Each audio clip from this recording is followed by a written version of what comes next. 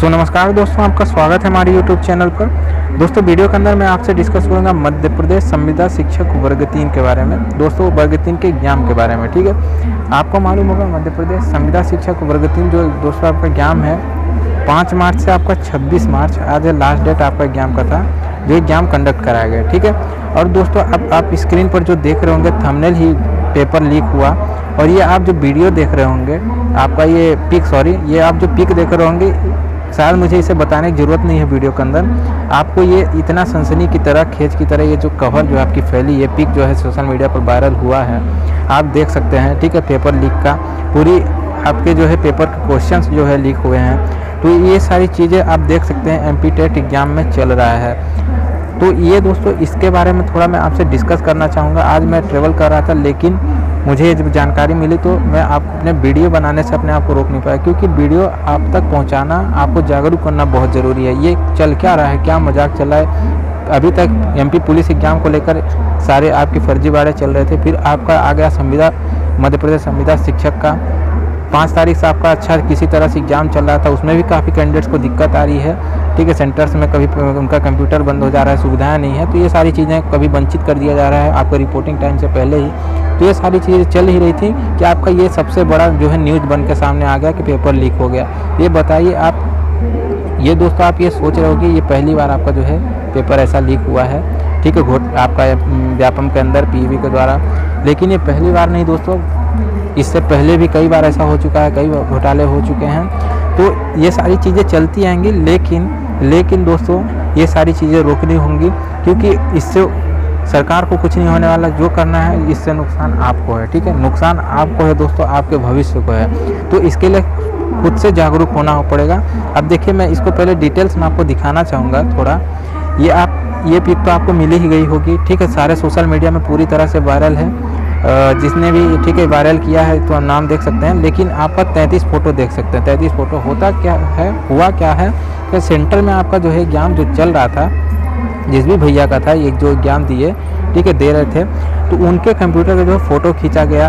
अब बताइए क्या सुविधा आपने सेंटर्स के अंदर बनाई है एग्ज़ाम देने के टाइम, किस प्रकार की सुविधा जो है, किस प्रकार की सिक्योरिटी बनाई है कि आपके सेंटर्स में मोबाइल जो है अंदर जा रहे हैं, ठीक है, जहाँ तक अच्छे से चेक होने चाहिए, एक पेन तक अंदर, ठीक है, पेन को भी अच्छे से चेक करना चाहिए। पेन को भी यदि पेन आपका ट्रांसपेरेंट नहीं है तो उसे भी अंदर नहीं ले जाने देते, तो फिर आपकी मोबाइल जैसे डिवाइस जो है कैसे अंदर चली गई, ये सोचनीय बात है, ठीक है।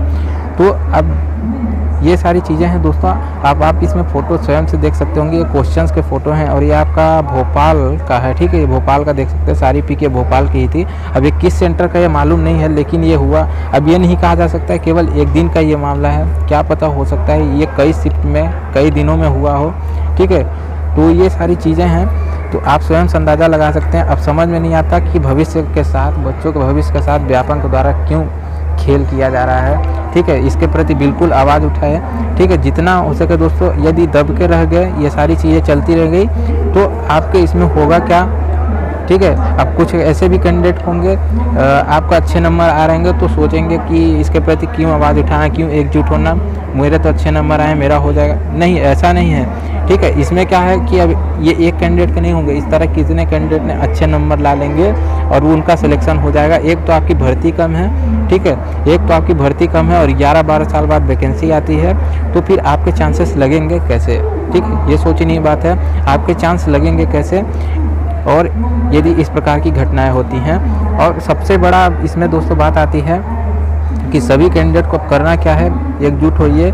जो भी आंदोलन चलाया जाता है, जो भी कैंपेन होता है, जो भी आपका प्रोटेस्ट किया जाता है, इसके प्रति बिल्कुल आप उसमें सम्मिलित हों, ठीक है। और ज़्यादा से ज़्यादा लोग इसमें सम्मिलित होकर आपने इस आंदोलन को, ठीक है, बढ़ाएं, ताकि सरकार को मालूम पड़े। ये सहनीय नहीं है, बिल्कुल भी सहनीय नहीं है कि यदि मैं मेहनत करता हूँ, रात भर जग के एनालिसिस पूरी पर देखता हूँ, आज से आपकी 2 साल पहले की वैकेंसी है, उसके बाद वेट करते हैं, वेट करने के बाद आपके यदि एग्ज़ाम होते हैं तो एग्ज़ाम में सारी चीज़ें अच्छी चलती रहती है, फिर इस प्रकार का चीज़ें आती हैं तो पूरी तरह से आदमी टूट जाता है, ठीक है। तो ये सारी चीज़ें दोस्तों इससे बिल्कुल रोकना होगा। तो इसके लिए सरकार कुछ नहीं करेंगी, करना आपको है। यदि आपने जज्बा अपना नहीं दिखाया, ठीक ना, आपने प्रोटेस्ट नहीं किया, चुपचाप रह गए तो फिर ये चीज़ें आगे बढ़ती रहेंगी। आगे भी ऐसी वैकेंसी आएगी जो वादा किया गया है, आगे 10,000 वैकेंसी, उसमें भी सेम चीज़ें होंगी और सेम कंडीशंस रहेंगी और आप कितना भी पढ़ लेंगे आपका जो है सिलेक्शन होने वाला नहीं है। तो फिर ये सारी चीज़ें दोस्तों रोकने के लिए आपको एकजुट होना है, ठीक है। जो भी आपका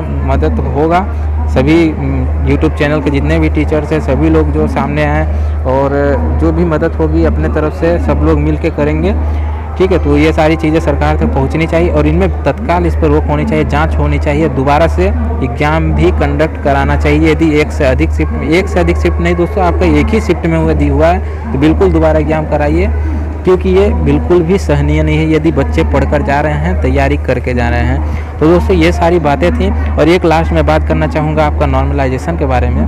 दोस्तों नॉर्मलाइजेशन ये भी हटना चाहिए बिल्कुल, इतनी, ठीक है, आप बेकार चीज़ कह सकते हैं नॉर्मलाइजेशन को, कि आपका एमपी पुलिस का एग्जाम देख सकते हैं कितना ज़्यादा उसमें जो है बच्चे निराश हुए, हताश हुए हैं, क्योंकि बहुत सी दिक्कत हुई कि 73 नंबर वाले 70-80 नंबर वाले बैठे हैं, 63 नंबर 55 नंबर इनका सिलेक्शन हो रहा है। नॉर्मलाइजेशन किस हिसाब से कर रहे हैं? देखिए नॉर्मलाइजेशन होता क्या है, एक ही शिफ्ट में एग्जाम होना चाहिए मेरे हिसाब से दोस्तों, एक शिफ्ट में एग्जाम होनी चाहिए। एक से अधिक शिफ्टों में एग्जाम होने से होता क्या है, कैंडिडेट्स यदि आप पढ़ेंगे नहीं तो आपको पेपर कठिन लगेगा ही, और फिर नॉर्मलाइजेशन में वो पेपर कठिन लगने लगता है और उसके मार्क्स फिर उन शिफ्ट के कैंडिडेट्स के बढ़ाए जाते हैं। तो इस तरह में दिक्कतें होती हैं, ये सारी चीज़ें गलत है। नॉर्मलाइजेशन बिल्कुल पेपर से हटना चाहिए। एमपी पुलिस के रिजल्ट को देखने के बाद तो ठीक है बहुत ही दिक्कत हुई, बहुत मुझे भी निराशा हुई कि बच्चे यदि मेहनत कर रहे हैं तो उनको जो है उचित आपको संतुष्टि भरा रिजल्ट नहीं मिल पा रहा है। तो ये सारी चीज़ें थी दोस्तों, मुझे आपसे बात करना था, तो मैंने ये टॉपिक आपके सामने रखा। और मैं आज अभी प्लेटफॉर्म पर हूँ, ठीक है, ट्रेवल कर रहा हूँ, लेकिन वीडियो मुझे बनाना था आपके लिए और आपको इसके प्रति जागरूक करना था। तो आप भी ठीक है सोशल मीडिया से बिल्कुल जुड़े रहो, जो भी इसके लिए कदम उठाए जाते हैं तो आपको आगे आना है, ठीक है, बढ़ चढ़ के इसमें हिस्सा लेना है। तो दोस्तों ये कुछ वीडियो थी, जैसे ही कुछ अपडेट होगा, जानकारी होगी तो चैनल के माध्यम से आपको प्रोवाइड किया जाएगा। आप चैनल सब्सक्राइब करके रखें, ठीक है। तो मिलते हैं अगले वीडियो में दोस्तों, तब तक के लिए जय हिंद।